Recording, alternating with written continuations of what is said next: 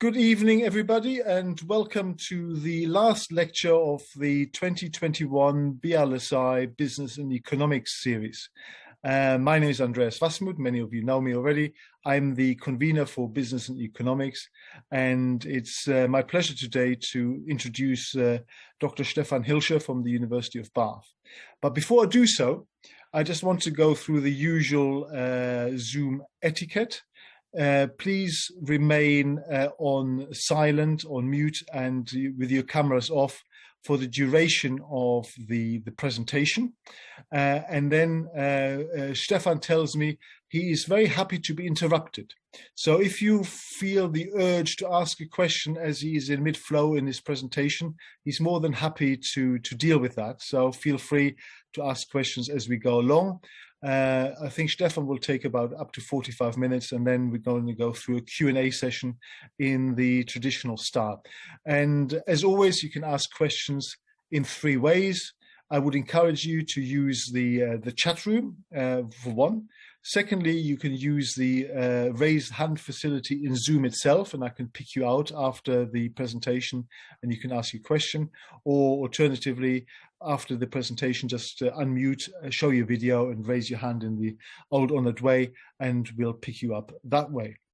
Right, well, without further ado, I just want to introduce Dr. Stefan Hielscher to you from the University of Bath. He is at the Center for Business, Organization and Society.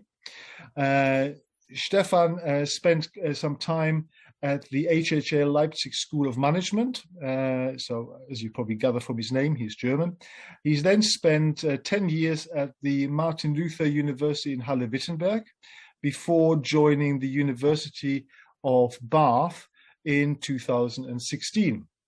His research focuses on the moral quality of institutions that shape human behavior, and in particular those of organizations and markets. So I think clearly by the title for tonight, this is going to be as much a ethics talk as it is a business talk. So I think it will be very interesting.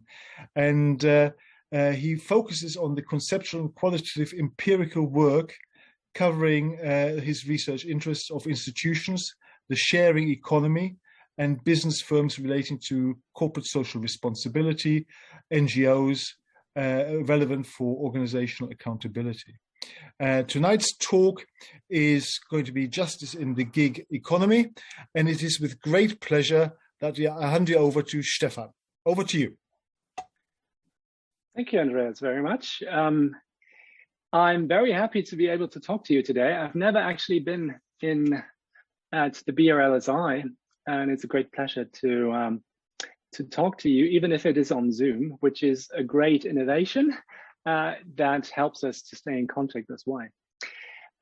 Since we are a little group, a small group, I thought I just shared that, and Andreas introduced me in that way.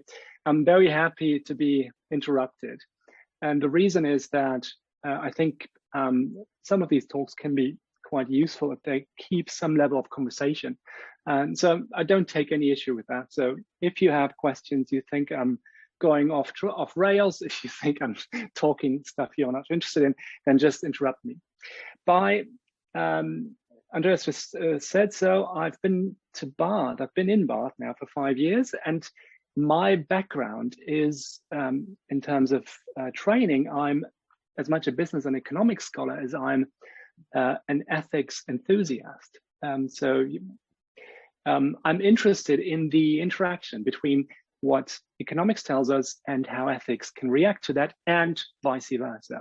And today's talk is very much talking about my recent research, and by recent I mean in the last years, on the sharing economy. So I think I can talk about justice in the sharing or gig economy, and the subtitle is, Can Capitalistic Firms Serve Higher Human Needs? That's the question I'm trying to answer at the end.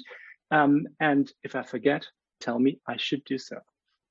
Now, the sharing economy is, I'm sorry, I should put up the presentation. I hope you can see that better now.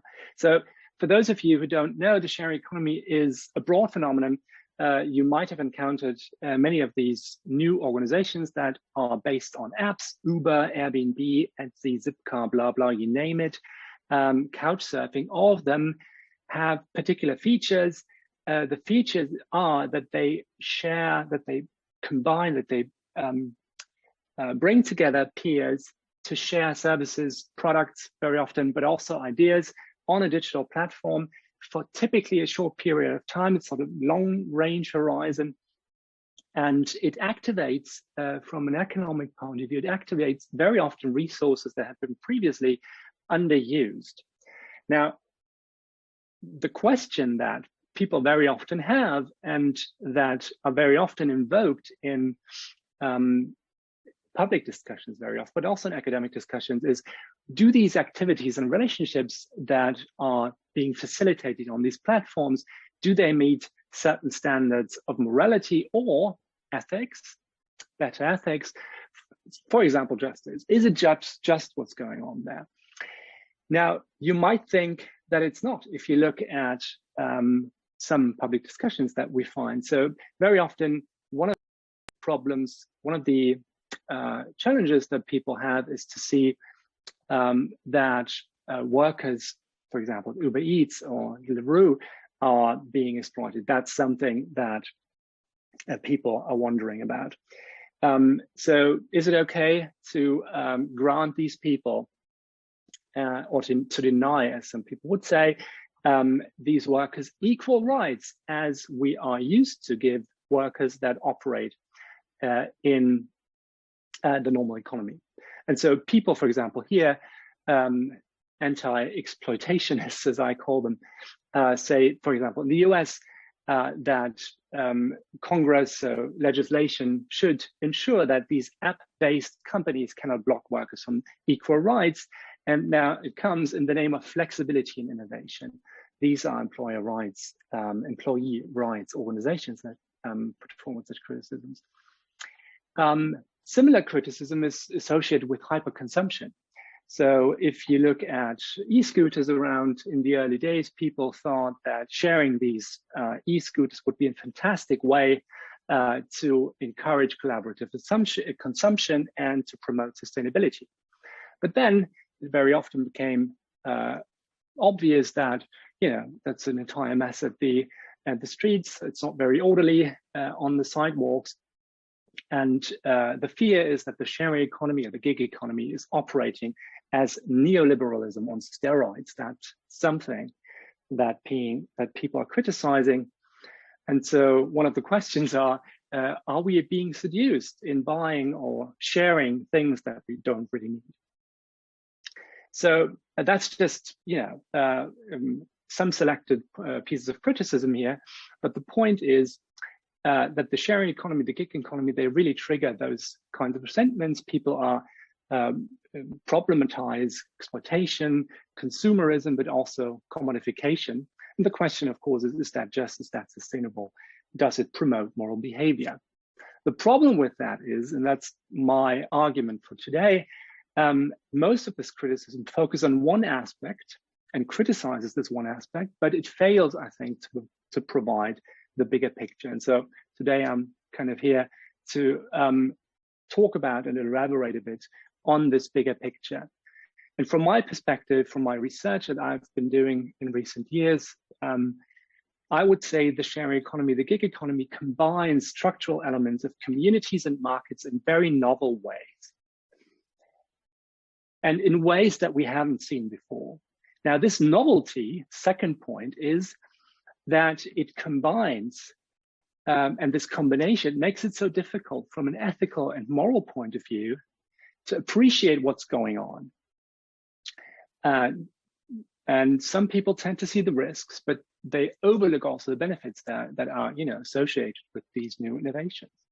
And so in order for organizations, governments, and society to be able to support a balanced form of outlook and then also regulation of these phenomena, we need this balanced view that I hope to be able to provide today. So I believe that some of this criticism is really based on some kind of very basic confusion. And the confusion is the basic nature of digital sharing platforms. And one way of explaining that is to look back into history. And I hope this short exploration into our historical roots of sharing might be useful to understand what I'm trying to say. I believe that most of these criticisms that I've been encountering in recent years against the gig economy and the sharing economy is very often based on a very romantic view of sharing. Now, sharing is great.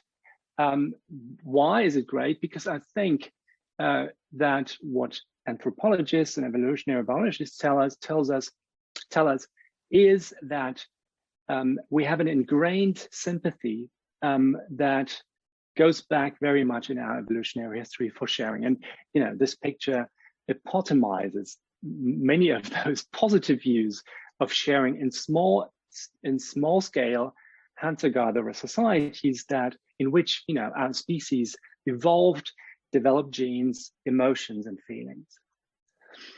So if you go back into some of the literature, Christopher Bem being one, but also the work of Jonathan Haidt, but also Richard Wrangham of Stanford, these people now tell us that sharing has a social function, and the social function of sharing is supported by morality. But morality is kind of a double-edged sword. On the one hand, it's great because it binds us together in groups.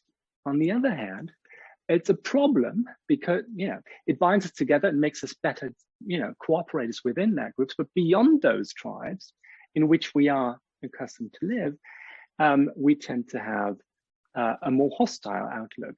That's something that Charles Darwin has been pointing at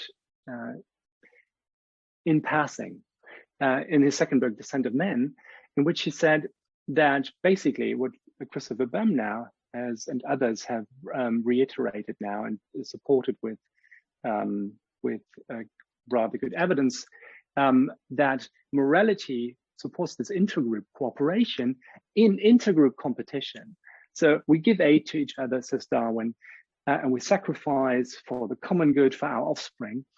And those groups that can do that very, very well, they are victorious over others in intergroup competition and then in natural selection. So what's the basic problem in a tribe? And again, I don't want to annoy you too much in that picturesque excursion here, but the point is, very often in many geographic areas in our evolutionary history, this small group of humans had one particular problem. The problem was how to hunt large-scale game or large game. They had to cooperate to do that, and they had to cooperate to nurture their offspring. And while some people specialize in hunting and less nurturing, they had to somehow spare and share the proceeds. And those groups, that's the argument that anthropologists put forward, is that could do so better, they outperformed those who were more egoistic, less altruistic, less helping to make the group stronger. Now, if you let that sit for a minute or a second, cooperation and sharing are strongly connected, and the bonding glue is morality. And we have to be cautious because morality not only binds us to do the right thing within our groups and to support us in the things that need to be done to survive, they also enforce what's needed for sharing and cooperation. And that's again something that recent anthropological studies strongly underline. The morality also tries to enforce by face-to-face observation whether things are being run by people as they should be. People tend to complain about if people don't do that in these small groups, and they also punish. And this punishment can be rather severe if you look at the case studies that have been done since the 1950s and earlier by anthropologists of the very few indigenous people that have not been touched by civilization and still engage in such practices. So it can be sometimes quite brutal to see morality at work in these small groups. But the point is, from our feelings, it just feels right to share with our acquaintance, with people that belong to us, with friends, with family. And that's very much ingrained in our evolutionary history, because largely it invokes ancient and often very innate tribal emotions. But at the same time, we have the dark side of morality. And the dark side is that we tend to be rather skeptic about those who don't cooperate with us in these small group settings.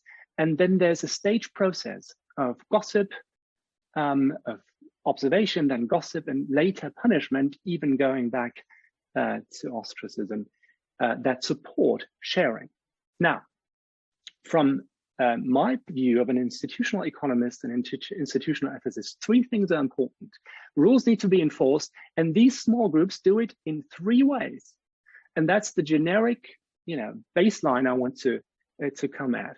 They monitor face-to-face observation in small groups. They disclose if things go badly at the bonfire, the campfire, and there's punishment, sanctions, if people don't behave as the group would need them to behave. Now, imagine the second problem in our civilization, in our evolutionary history. Since 14,000 BCE, people have been settling down. We don't know exactly the reasons, but we have been settling down in larger settlements. Since 7,500 BCE, we know where. Catalhoyuk, which is a picture in here, is one of those places that excavations have shown that people have been settling there in the thousands. But the problem now is that people specialize, of course, when they settle down in agriculture, and they specialize and they need strangers to share with them those proceeds and those products and services they can't produce by themselves. So what we have is sharing among strangers, exchange. And cities, again, historians tell us the first cities that appear and emerge are those successfully survive, are those that are able to support markets for exchange among strangers. If you look at Catalhoyuk, for example, in what is now Anatolia and Turkey, we know that in these places people stayed for trading goods with as far away as Syria and the Mediterranean and the Greek world, which wasn't the Greek world then, but with the world that lived along the shores of the Aegean. And of course, we don't know that for the early Anatolian development. We know it for Mesopotamia, and we know it for Babylon, that codes of merchant and trade appeared to make sure that people would be able to exchange those services and products that they can't produce by themselves with others that would try and want to share them with them. Now, the generic problem is this, of course, among strangers, right? People specialize, and you need someone to bake what you have produced on the fields. You need someone who makes shoes, and you need someone who has an ability to provide the grains. Now, they could all share if they could trust each other, but of course they don't know themselves that well, so they don't see each other very often. So what happens is that markets are only able and only being enforced with a set of rules that provide a supplement for morality or a replacement for morality that can't solve the same problem as it did in these small-scale nomadic societies. So what we observe in these early codes already in ancient times is that market institutions have been put up and enforced and established. Again, like there is again this triad here. We have rules that do monitoring, right? This is often, very often peer-to-peer. If you're on the marketplace, you observe whether people sell by the common measures and the common ways that are custom at this particular city. You have officials being assigned to overlook and oversee what's going on. That's monitoring. You have disclosure. People have to tell the official market overseer whether their peers and their sharing partners are abiding by the rules. And of course, you need sanctions. You have a police, you have courts and prison. And in fact, what we know from Ur or from Mesopotamian cities like Babylon is that these early institutions, the police, the courts and prison, they really were invented and established not only, but also to support very famously and importantly, trade and exchange. Now, if you have this broad understanding of sharing as I do, then we have the same problem as we have in small-scale tribal societies. These institutions, these rules try to promote those kinds of sharing or cooperation that people need to survive in these settings. And in market societies where, sharing among strangers, or exchange among strangers is a necessary precondition for those settlements to survive, these functions are really crucial. But the point is, these market institutions don't feel good. They feel like an imposement, something that is being imposed from the external to us, but they don't feel right, primarily because it's just a very short time of history, since 7,000 BCE. It's a long period of time, but not long enough to make ourselves being acquainted with them and feel comfortable with them. So they feel something external, whereas the sharing rules of smaller societies, of smaller tribal communities, which are still active in families, for example, they just feel better. Now, these market institutions were quite successful, and they were so successful that they've been reinvented at several places and several times. My cultural heritage, where I come from, we have a very famous example in the medieval era, the German Hansa, which provided market institutions for long-distance trade. Italian city-states in Southern Europe, they provided institutions for long-distance trade. And seen from that perspective, the nation-state is also using these kinds of institutions to support larger sharing communities or exchange communities since a couple of hundred years before the Industrial Revolution, or around that time. Now, if you take a social contracts perspective, that's exactly what states are for, right? States are there to overcome anarchy, institutional anarchy, provide property rights, and allow people to engage in these kinds of exchange relationships that are so difficult to establish. That's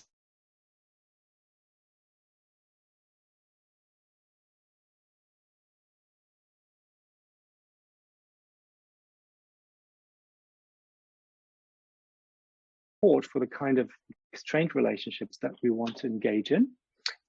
We have a social state now, we have insurance, social insurance, and we have a couple of other institutional arrangements associated with the welfare state. The point is, from such an institutional perspective, they are largely organized to empower society to achieve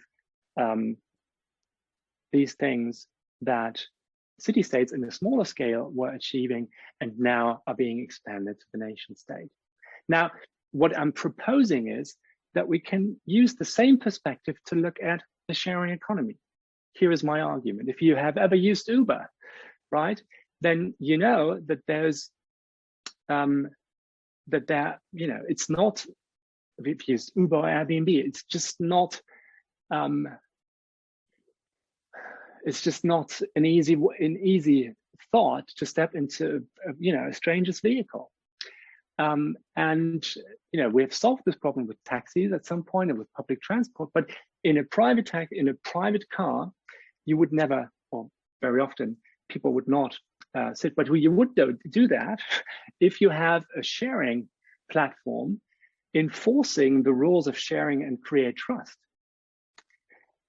if you have a set of rules around the platform in which you engage, where you can trust both the driver doing what he needs to be doing, and the driver behaving cooperatively, abiding by the promises that he was trying to make in the beginning, and you would even better improve and engage in these processes if you know that there are safeguards there against exploitative behavior, both of platforms and of those who participate on these apps. And you can draw the analogy even further. Interestingly, these platforms not only provide exchange rules, they also provide additional what might be called insurance schemes. Uber, for example, includes loans for people to and insurance mechanisms for those who operate in these platforms. Now, the point is, for me, these mini societies, they also organize, ideally in an ideal setting, a win-win based operations on their platforms. Now, what I'm trying to get at here is that the same rule enforcement mechanisms that we observed in tribes and in cities and in nation states, they also are present in the sharing economy. You have reviews here. There's some kind of face-to-face observation, but you also are able to write private and public reviews, right? This is monitoring. You have ratings options. You rate someone according to the experience that you had on the platform using the service of that person, or being like, a service provider being willing to provide a rating for the customer and his or her behavior. That is disclosure. And Uber, others do that. If you don't abide by the rules, and you consistently don't do that, you run the risk of being deactivated, either, constantly or just temporarily, if your violation was not as severe. Now, if you compare tribe, city, state, and the sharing economy according to these three elements, you see that you have a very much face-to-face organized law enforcement regime in tribes, in city-states and nation-states, that is organized in institutions, in organizations, and you have a mixture of these two elements of more personal based institutional and rule enforcement mechanism. From an organizational, you have that with the sharing economy, where some kind of modern gossip is being used, a modern kind of disclosure, a digitally empowered review system and rating system that operates in these services. So sharing platforms are a mixture of tribal and these city rule enforcement to support exchange. This nature makes the sharing platforms a hybrid, but importantly, platforms don't do that alone. Be there when they are for-profits, or whether for-profit or non-profit, sharing platforms tend to do that at least partly in collaboration with sharing partners, so with the service providers that operate on these platforms. And these design choices are largely shaping the benefits and risks that humans have when they connect on these platforms as strangers. Now, what are the benefits and risks? Now, take two people who want to convene on such platforms. Let's take A and B as two potential sharing partners, and let's draw the utility that they can take, from engaging in cooperation as a yardstick here. So that's this diagram. Here you have the basic anarchy state, pre-government. So sharing platforms couldn't operate without a proper rule arrangement, institutional arrangement, society. You have these constitutional and post-constitutional contracts being organized by the state, and then sharing platforms come. This is the starting point here. Now, what is the starting point before sharing platforms. Now, I would suggest that the state of institutional deficit, as I have called it in one of our publications, is not as pleasant as you might think. Now, here we are in the UK, but imagine you go elsewhere. For example, have you ever used or have you ever used a taxi or a public bus in South America and Africa? I have. I've been to these places.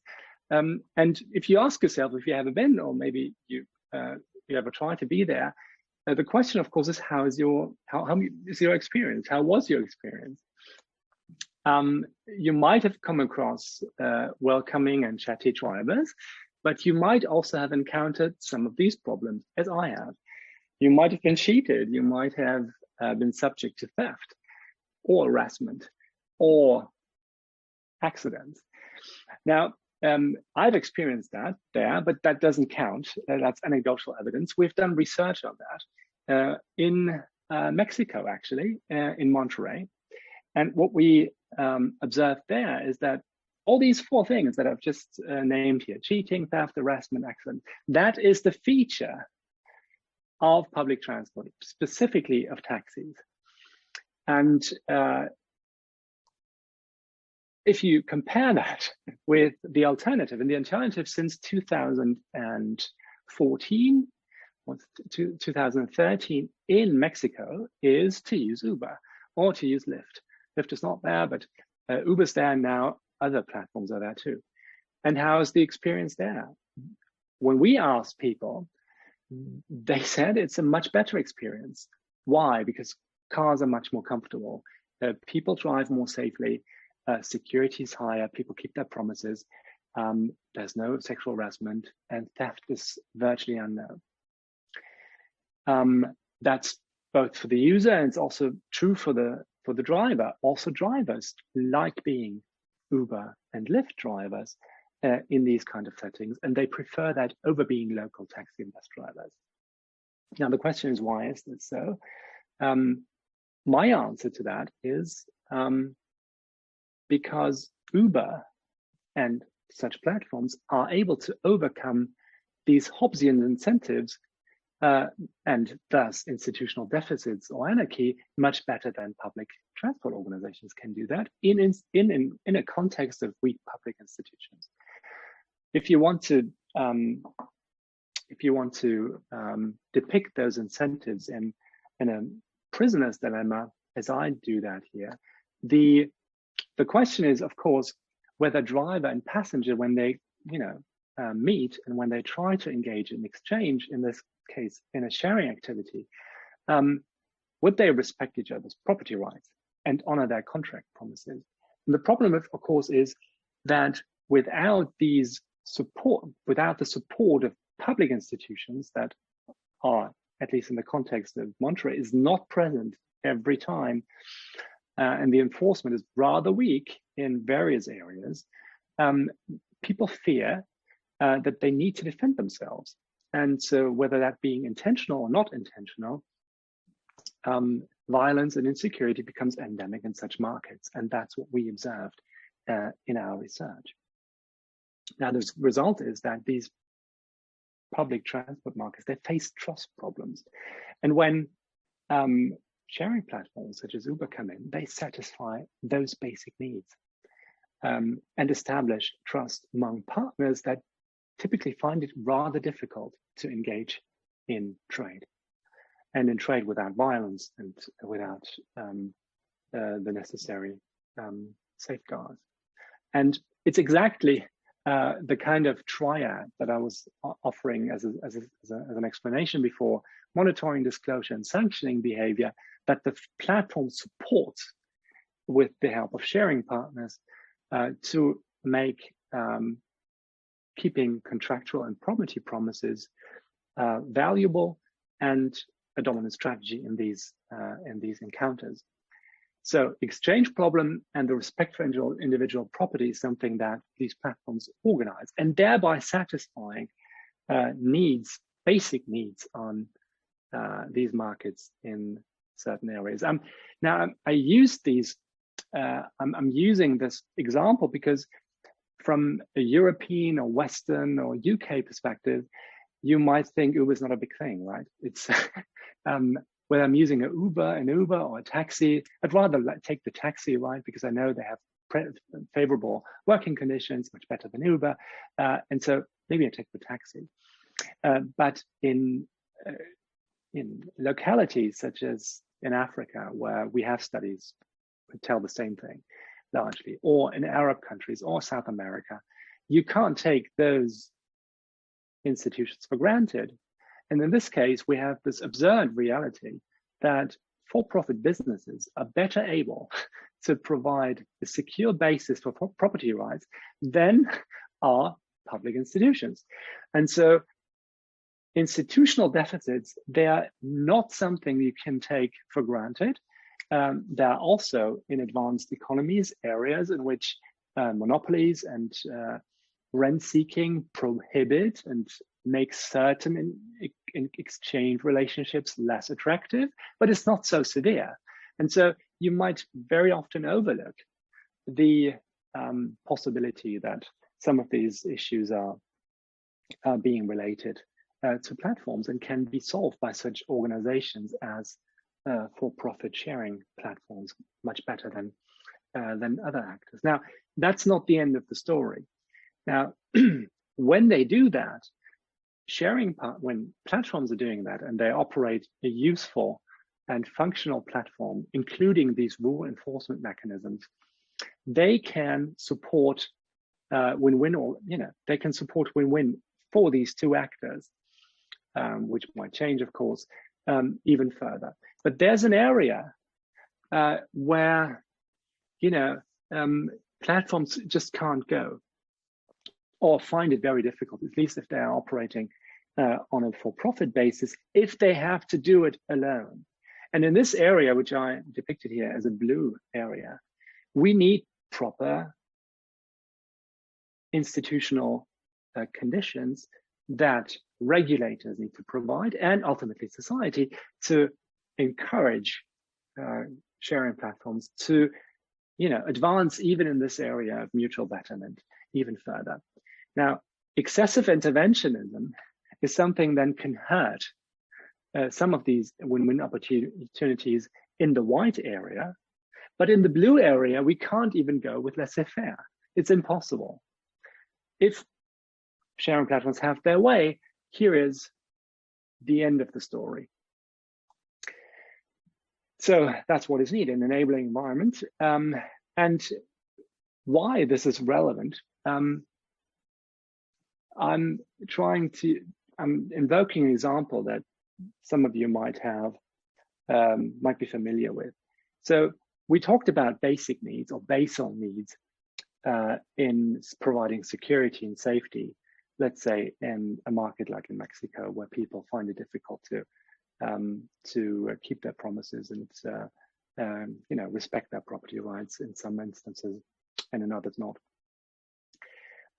Think about potentially unsatisfied needs that we still have that in our society are not being met properly.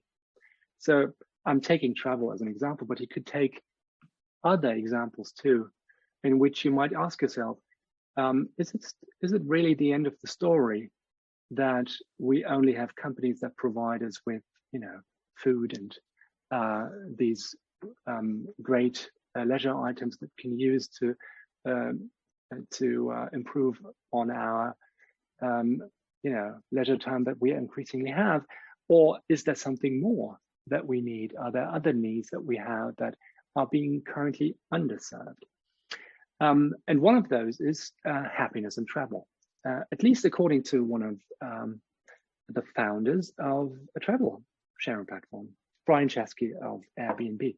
And I'm just providing that story, not because I think this is the most important or it's even possible, but to think about, to induce thinking about what might be possible if we choose to let sharing platforms operate and provide them with a useful guardrails, so to speak, for their activities to be done in the benefit or for the benefit of sharing partners. So what are the deeper promises of traveling? You find these advertisements quite often. So people want to revive their relationship, connect with other cultures. They want to sort out their hands. That's what people tell you if you ask them what they are really wanting, what they really want when they go traveling. Now, the reality is different. If you ask people, 60% are disappointed from their vacation. They blame their travel partners for a disappointing vacation. Very often, people want to sort out their heads, and what happens is they are even more dissatisfied with their partner, and you have a whole range of potential negative side effects, and people are just not as happy as they could be when they return from traveling.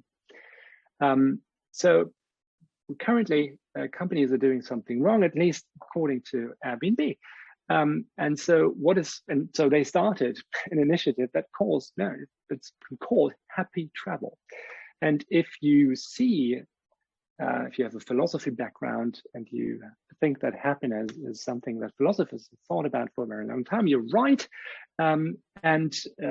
In fact, that's an Aristotelian thought, to think about eudaimonia, about the higher needs of our human beings and the satisfaction of those needs to fulfill our purpose as human beings. And it's not said that traveling would do that, but a philosopher has consulted Airbnb and he used an Aristotelian approach. And they thought it's a good idea to think about happy travel as a selling proposition for Airbnb. So they want to support and want to implement those promises and make them a reality that people currently are not finding or seem to be unable to find when they go traveling. So Brian Chesky has this program now on since a couple of years, and so he has specifically looked into those areas that people really want when they travel, and he has found, or he uses the algorithm to see how people think, what they want, and to find a way to satisfy those needs. And you find that now on Airbnb, if you use that, you seem to find these offers now, kind of adventures associated with. You find with the travel, you find a better matching of partners if you want that, a better matching of hosts and guests if you want that. You can find all kinds of trainings and mindfulness section or whatever on Airbnb. Now, again, this is a starting point. I'm not saying that this is great and this is working here. This is kind of specific data people tell and say on Airbnb that they believe that happy traveling could work. But this is just an example to to open our thinking. Think about LinkedIn as another option. At the moment, it's a network for people to connect, right, and to stay on that and get some idea what people are working on. But think about what it could be if algorithms, and for that matter, sharing platforms, are used to help people find their talents, work and improve, help them improve on their talents with, tailor-made learning courses, and then also use the platform as a basis for reputation for employers or companies to find the talents that LinkedIn then might have supported in developing. Now, currently it's just a network, but it could be much, much more if these platforms find it reasonable to engage in these sorts of things. Facebook, basically, currently is, and Twitter for that matter, currently has become, and is criticized very often, I think justifiably, for not providing what it could provide, friendship. Currently, it is something that promotes our tribal instincts in hating strangers and those that don't abide by the rules of our tribe that we decide to adopt and to make our own. But it could be much, much more.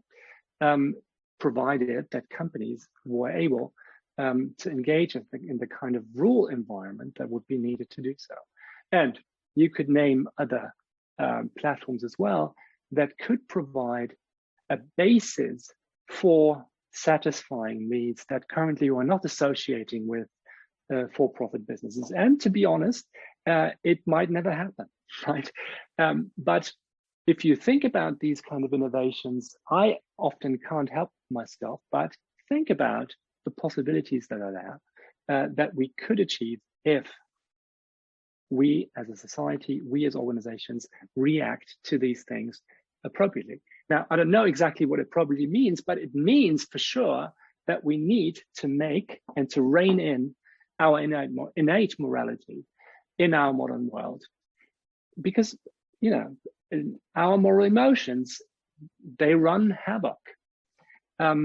Not always.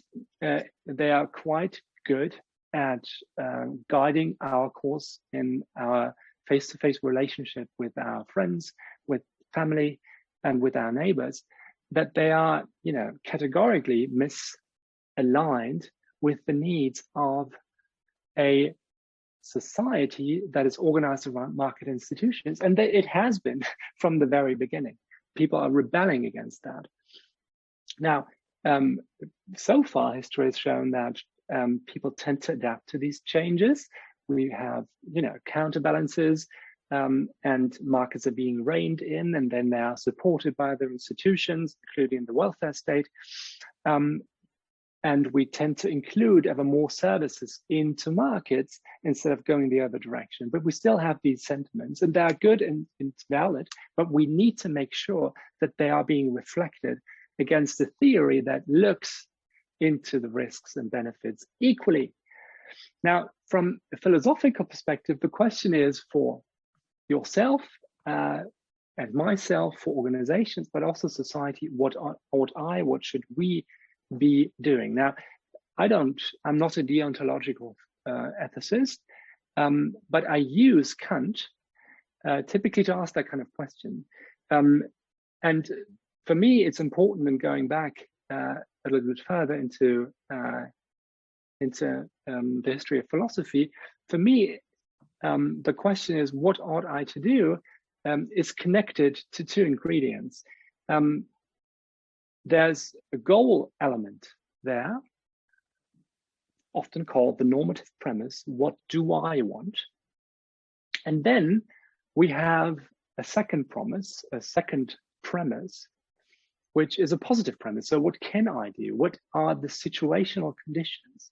What is the state of technological development, for example, that allows us to connect with strangers? And what are the situational incentives that provide us either with the means to engage in sharing or not? And what do we want to achieve? And taken together, this then leads to a balanced, or can lead to a balanced normative conclusion and suggestion. Now, for Aristotle, that was rather easy. Aristotle had the Greek citizen in mind when he asked that question. And for him, without again going into many more details, for him, the ingenious move was this: he organized his entire ethics and embedded it in a way so that the polis became the embedding and the condition for human beings, for citizens to be able to flourish as happy beings in that society. So people wanted to do the things that the polis rewarded. That was the ingenious way that Aristotle organized his ethics. So if you want to summarize that, a Greek citizen asking himself and asking Aristotle, what should I do? The response was, well, you should think following as I do. I want to lead a fulfilled and happy life as a respected citizen and share in the Greek polis's cooperation for mutual benefit. That is something that people wanted. Now, Aristotle said, well, if you want to achieve that, you better acquire character virtues. And character virtues are bravery, prudence, gentleness, sensitivity. Both of them, many of them related to the everyday life in a Greek polis, either war or trade, and some other more domestic issues.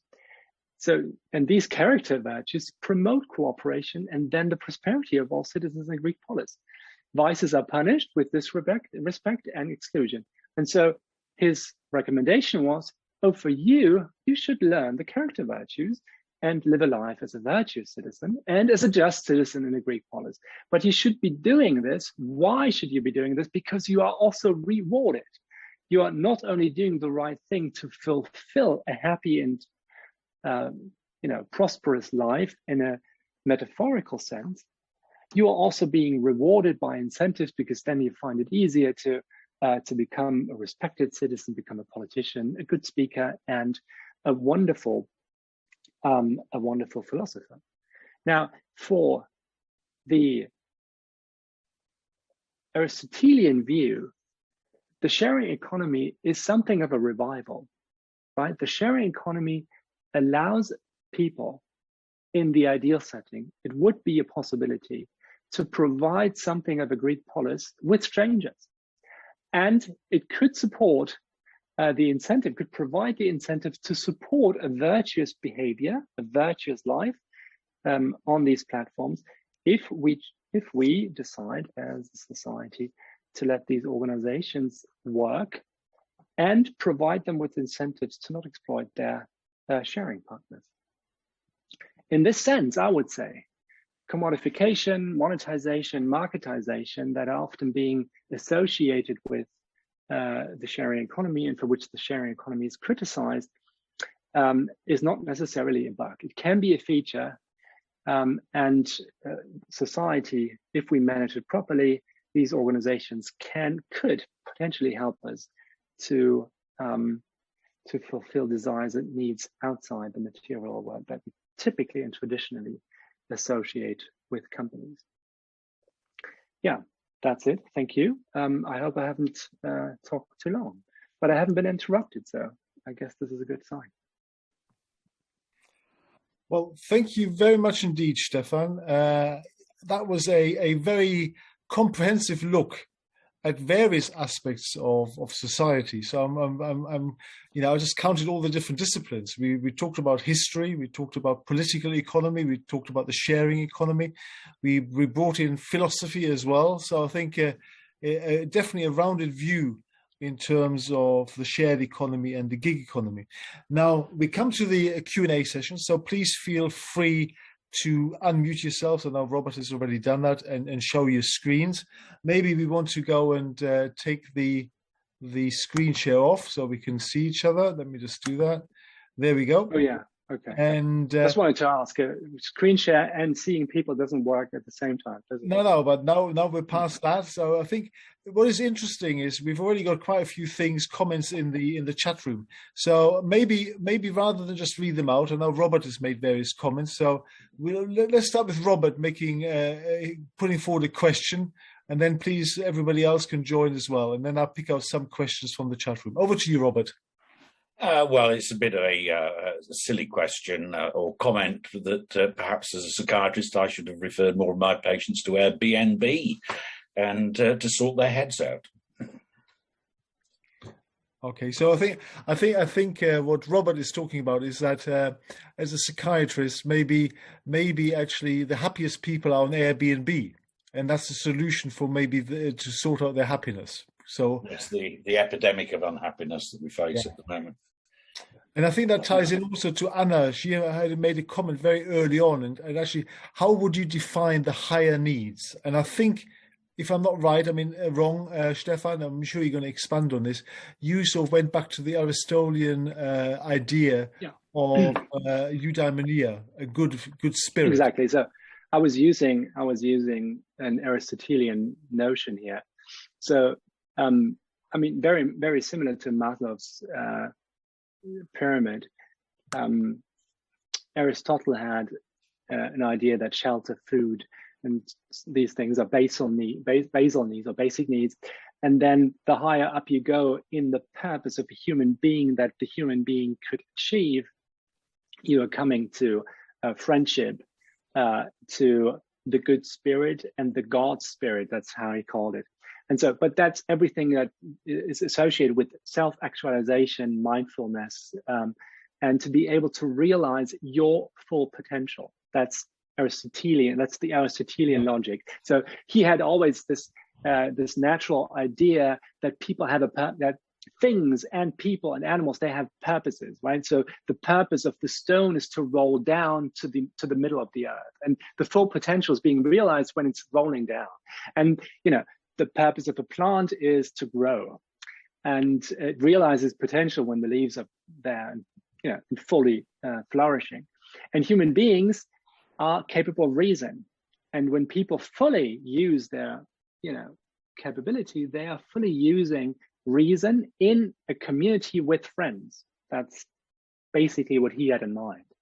And so this idea has been kind of discredited very often for a very long time, and it's received kind of a revival more recently among psychologists, and that is associated with the kind of the meaning crisis that the Western society, but globally, people seem to be finding themselves in there. And Robert has said it's a crisis of happiness, largely. People don't find themselves in a happy state, although they have all these basal needs being satisfied, at least in the West. Okay, so Robert, I'll come back and ask. Yeah, I'm interested. You mentioned Maslow's hierarchy of needs, and it's quite interesting to look at human relationships in those terms, as well as being a state of being, because you usually find in Maslow's hierarchy, in many situations, one of the people is right at the top of the pyramid, having beautiful thoughts, and the other one is right at the bottom of the base of the pyramid, trying to scrabble together money to feed his children and stop them being sick. And this is where the tensions often arise. This is true not just of taxi drivers in Uber, but particularly in third world countries, or developing countries, I should say, where NGOs are providing for people with terrible needs, but actually living quite interesting lifestyles themselves. Sorry to be so pessimistic about human behavior. No. I think there's good evidence also for pessimism around. So so what I found interesting is these tensions that we have when we look at things like sharing across the world. So I was very surprised when I visited South America basically 2 times, 20 years ago and now. And so when I came back, I realized that when I use Uber, I got rid of all the problems that were typically associated with taxis. I never had problems anymore, which I had 15 years ago or 20 years ago. And I just thought that was an interesting observation. The second was none of these drivers were unhappy at working for these companies. And that interested me, and we did some more systematic research, and that was largely vindicated. So, and then the question, of course, is why is this the case? And the case is, of course, because they solve problems that in typical markets are not solved there, and that includes both these problems of exchange, but also the respect for each other, right, in transport. So harassment is a huge issue there, and racial issues are a problem in Mexico, for example, as they are gender issues. And all these problems, they just don't pop up as much on these platforms as they do normally when people use transport. And so, so I'm not saying that, so I was taking an optimistic view because I tend to be a possibilist. I hope that we can use technologies in a prudent way, so that we can use them for achieving some of the moral goals that humankind is striving for. And I think we can make a difference. It's not self-serving. It's not an automatism, but it's possible. Okay, thank you for that. Anna, you are unmuted yourself as well, so I assume you have a question. Oh, earphones need to come on.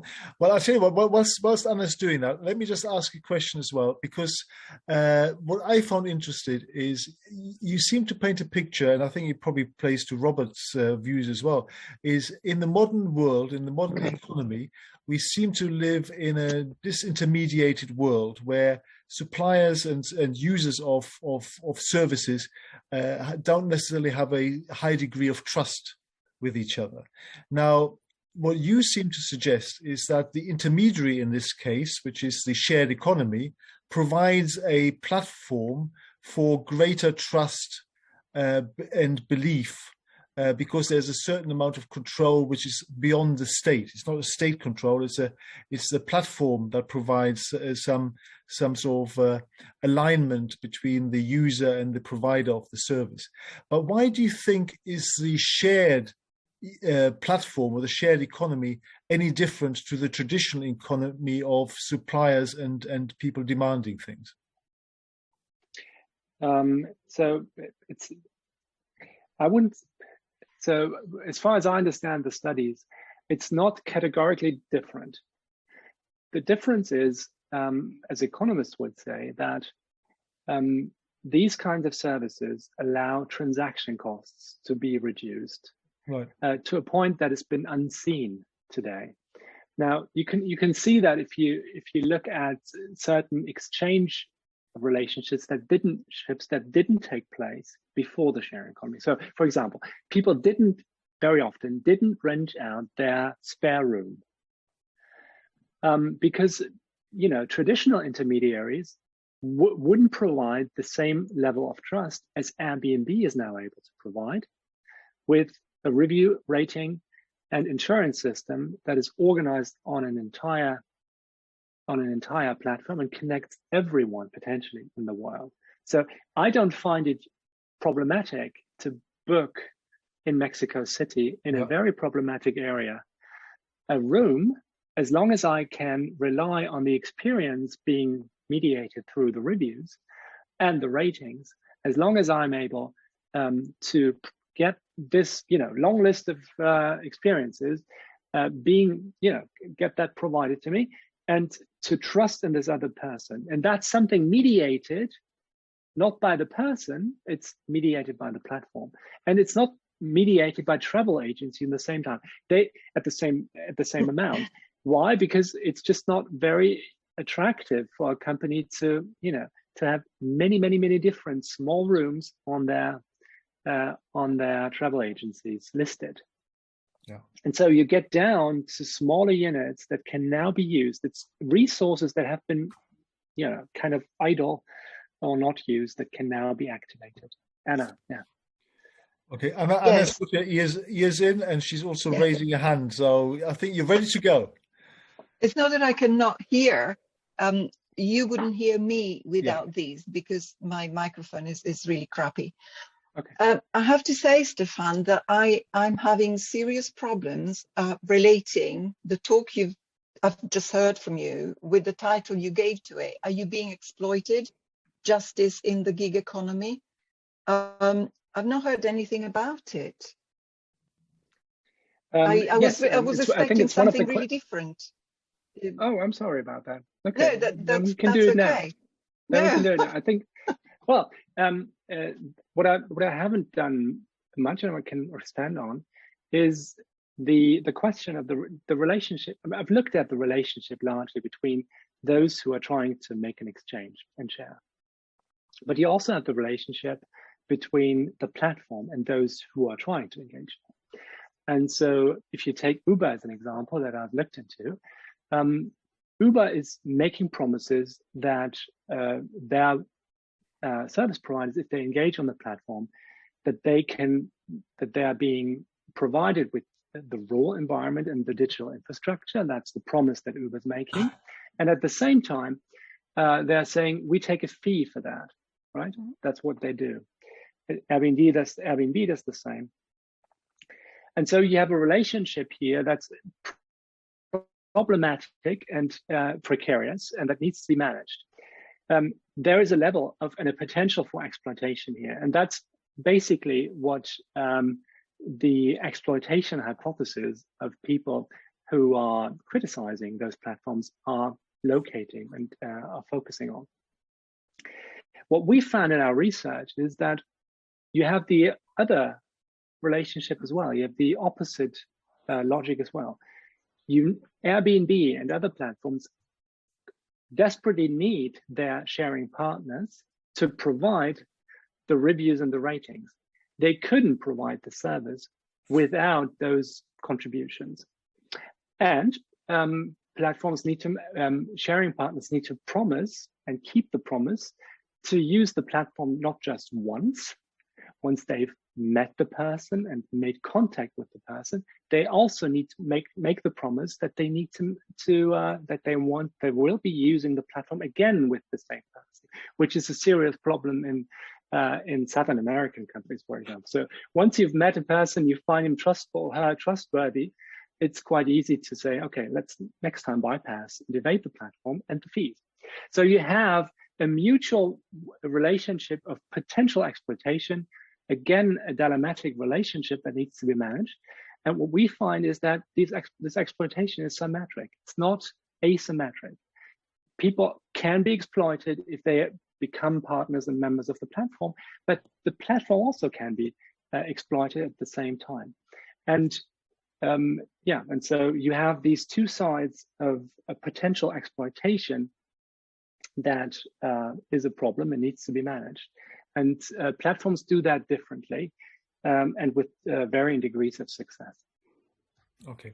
Now, so I think because I've also seen that Anna put something in the chat room in terms of being a freelancer herself, and also about the work. So I think one of the things we haven't tapped into as part of this conversation yet, Stefan, is that clearly the relationship between the pseudo employee, and the company, the pseudo employer, in the gig economy, based on 0-hour contracts potentially, and now particular employment rights and now pensions, etc., seems to be definitely advantageous to the company because of the flexibility and the lack of costs, the reduction in costs it affords.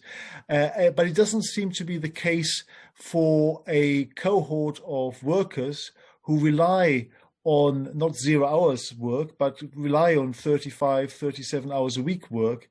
It's clear that obviously some people, like students, may benefit from having flexibility outside their studies, for example, to be able to supplement their income with things like that.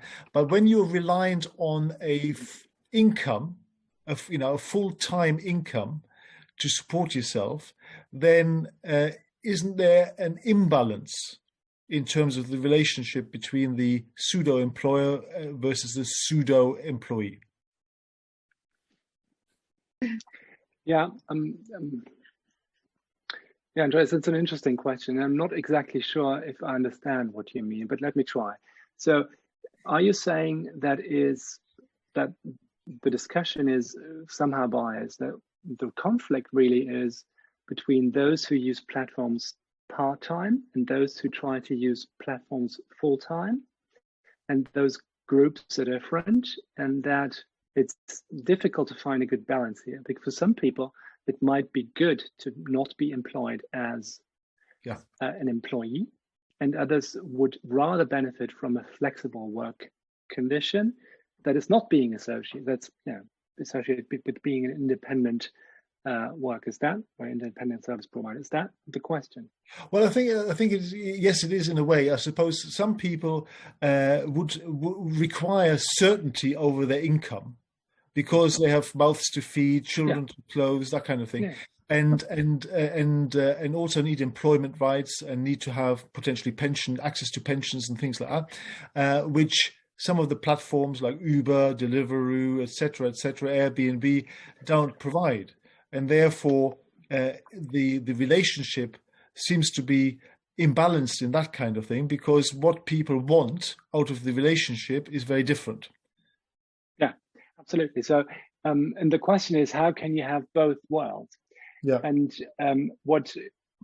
as far as I understand the discussion and the discussion in academia, is that people are thinking about whether the old categories that we have, the old legal categories, of either being an employee, completely dependent on a work relationship and being on a fixed time employment, and being a freelancer, needs to be supplemented and complemented by a third category, something that allows the flexibility to be only part-time on those platforms, and still, but without having the same kind of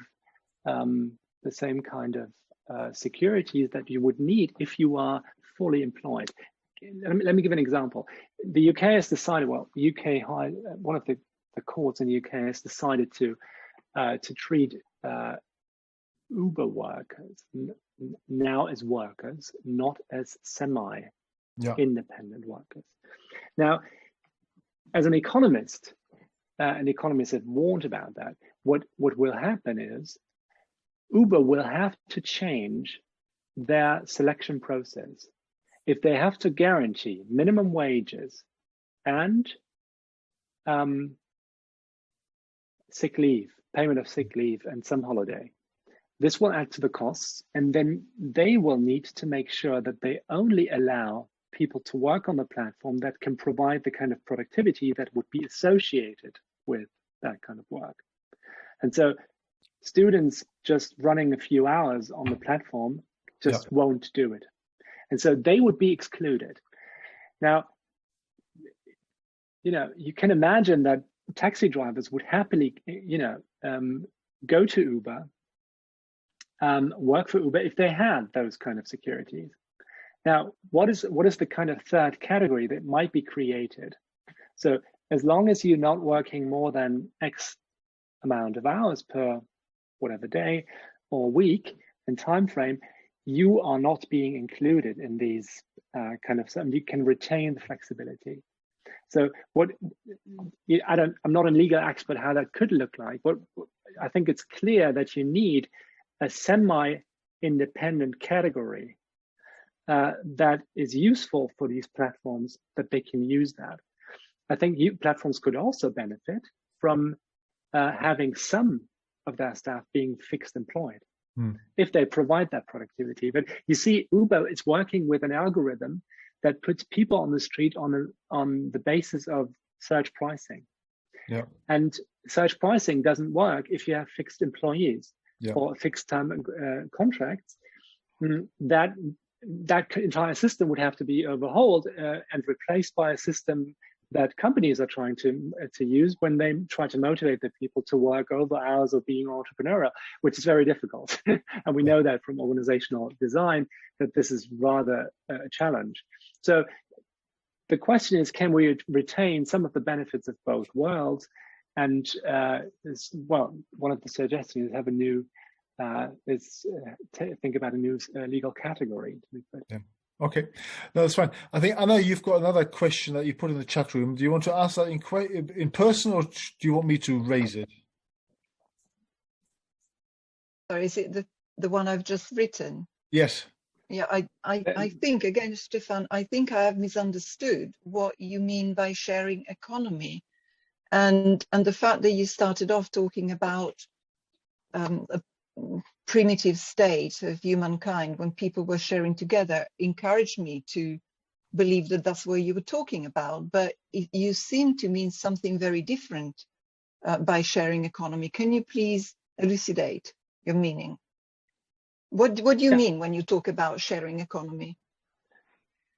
I put that on my first slide. When I mean sharing economy is the exchange on digital platforms where peers meet to exchange goods and services, sometimes ideas, and where the platform secures these kind of exchanges that previously were not possible. That's a very broad category. So Airbnb, Uber would fall under this category, as would Twitter and Facebook for and BlaBlaCar and others.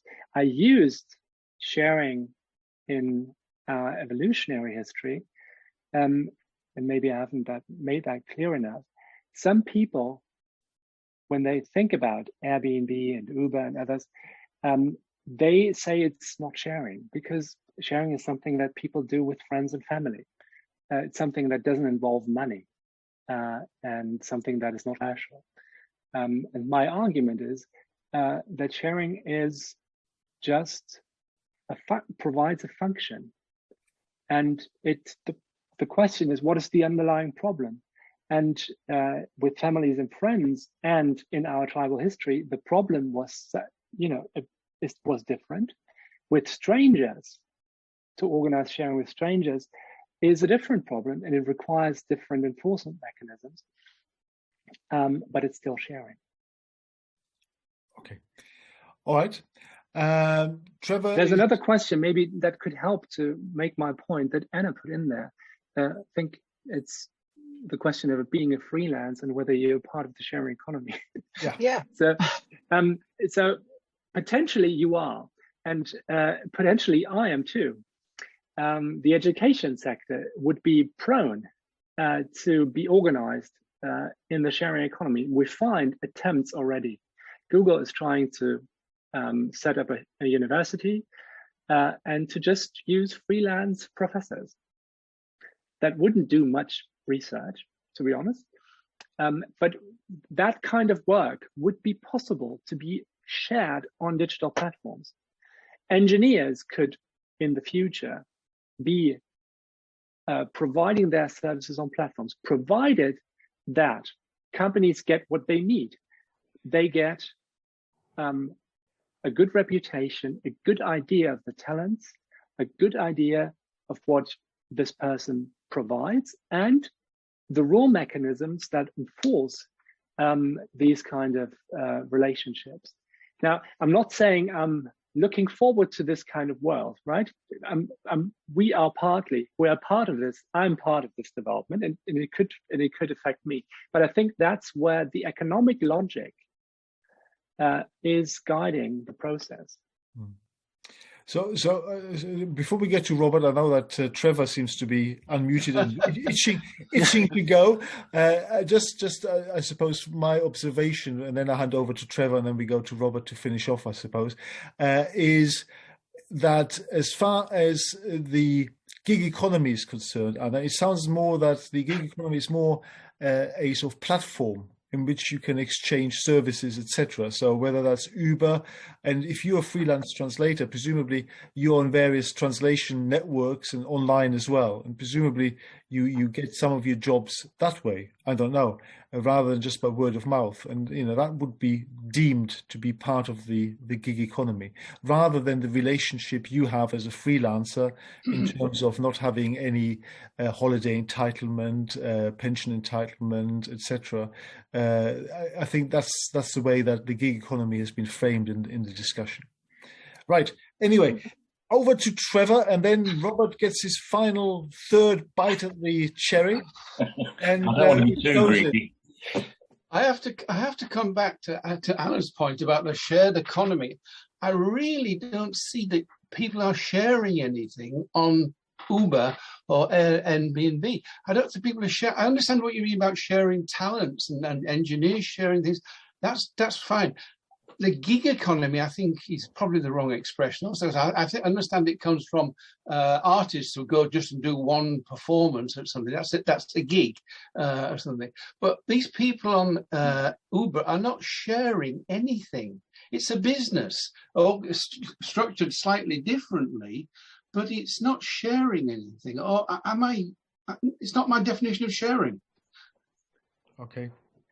Okay, yeah, it's not it's the one I used, and the definition is I used it very broadly to be able to include these services under one umbrella, because I think it's useful to put them there to see what's going on and to see where the development might lead. And you're right, my understanding, my personal understanding of sharing would be different, but from an analytical standpoint, I think it makes sense to put them together. users in Airbnb are sharing their space with others. And then you can talk, and you can discuss whether the sharing is temporary and whether they're really living on the same spot at this time, or whether that's just a carved out space for a certain period. But so are private cars being used in Uber for others that would otherwise not be used at all. So that's what transaction cost economists would typically use sharing for. But again, you're right. I mean, I would use gig differently, but the gig economy and the sharing economy, they're often used in the same vein. People would equate them. I typically try to think about the problem behind the term, and so I'm not so overly, I'm happy if people have different definitions as long as we know what we talk about. Okay. Well, listen, we're very quickly approaching the witching hour, so I'll go over to Robert very quickly for his final observation, and then we'll draw to a conclusion. Yeah, a couple of things. First, we do have a gig economy in the health service. It's called private healthcare, and it's negotiated, of course, by the insurance companies. It means that they take what we call the low-hanging fruit, the easy stuff. They don't pay for all the difficult stuff, particularly around training, etc., and things like that. So that's one criticism of your presentation. Another one is to take it from the other point of view, absolutely, and go from Uber drivers to taxi drivers.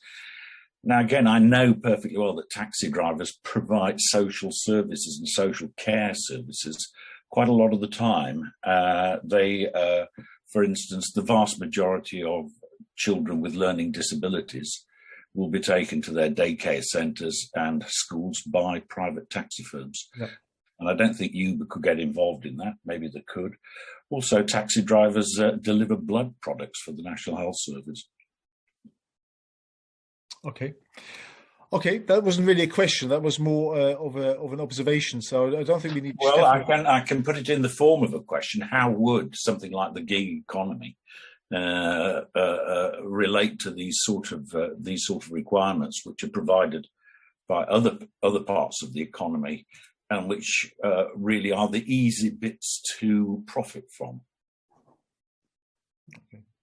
Do you get you're taking the profitable bits out of taxi driving, other profitable bits out of the health service, and giving it to, but you're not providing the much more difficult parts of taxi driving or health servicing. Okay.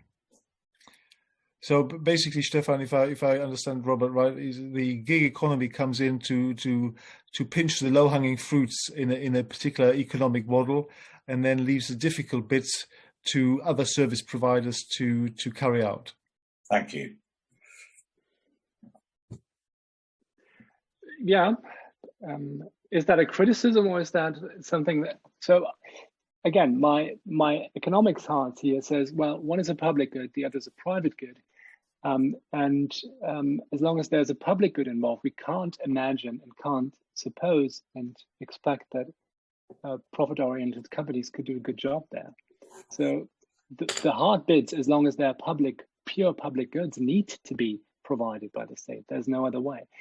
The other bits, they should rather be led to companies being provided by them. If it could be run by profits. So I wouldn't see a problem here. They need to be properly financed and organized, as long as they can't make a profit and create a market with it. You might have been worried about it if you'd been dependent on an adequate supply of PPE 12 months ago. Okay. No, but I think the point is that there is a distinction between different types of the sectors in the economy. But I think that's fine. Listen, we need to draw to a conclusion. Before I tell you a little bit more about forthcoming events over the next month or two, perhaps because we're all unmuted, can you please put your hands together and give Stefan a nice round of applause for a very intense and very detailed presentation. So thank you. Very good. Thank you very much. Baffling too. Can I add that? Yes, Stefan, I was going to say, because Stefan, you covered so much information. Would it be possible for you to send the presentation to me, and I can actually then share that with the audience? Because I think it will need more investigation to really go through the slides in detail, because it was so much. If you want, I'm happy to share them. No problem. That's brilliant. Okay, that's anyway, great. So, all the best ideas are always baffling. Yes, of course. No, and I think. I'm sorry. I must say, I'm sorry I baffled you. Challenged. I wished I hadn't. Yeah. But anyway, it's kind of a product of years now of thinking about and researching this topic. And anyway, look, Stefan, it was very much appreciated, and I think it's definitely given a completely new perspective on the depth and the breadth of the gig economy. So before I say Happy Christmas to everybody, I just want to let you know what's coming up over the next few weeks and months. I want to give a plug to the Victor Susha Christmas lecture, which is going to be on Zoom only on the 16th of December, on this Thursday. It's actually being given by the Astronomer Royal, Lord Martin Rees. So you probably ask, why are you mentioning this to us in the Business and Economics series? Well, the reason why I'm doing that is because the talk isn't about astronomy. The talk is about the world 2050 and beyond. So Martin Rees will be future gazing from a political, economic, social, and environmental perspective in terms of what the world will look like over up to the end of the century. So that's, climate change, acidification, artificial intelligence, nuclear holocaust. It's probably all in there. So I'm sure it will be a riveting ride, and I would encourage you to get your tickets sooner rather than later. So that's on the 16th. On the Business Economics series comes back in January, on the 11th of January, and we've got Dr. Lena Eikkonen from Bath University giving a talk as New Year, New You. What role can marketing play in tackling obesity? So that's going to be quite interesting and quite topical after the new year. And we're focusing on the positive aspects of marketing. Rather than selling us chocolate, it can sell us health. And I think that's the point of the talk. And then on the 8th of February, we've got Dr. Bruno Cignacio giving a talk on compassionate business. So that's the first 2 months of 2022. The program is now sort of defined until May for business and economics, but please feel free if you've got any more suggestions. I've written out to the business and economics group a couple of months ago. If you have got any suggestions for future topics that you would like to see, then just email me. It's my email is on the website. It's andreas.wasmuth@blsi.org. Or you can just simply write to program@blsi.org with your suggestions. I'll pick them up and put them into the future program. So all that remains now is for me to thank Stefan once again for a very interesting talk tonight, and to wish you all a very merry, happy Christmas. And as I always finish off with these talks, stay healthy, stay safe, and more importantly than everything, stay sane. See you next year. Bye-bye, everybody. Thank you. Bye. Bye.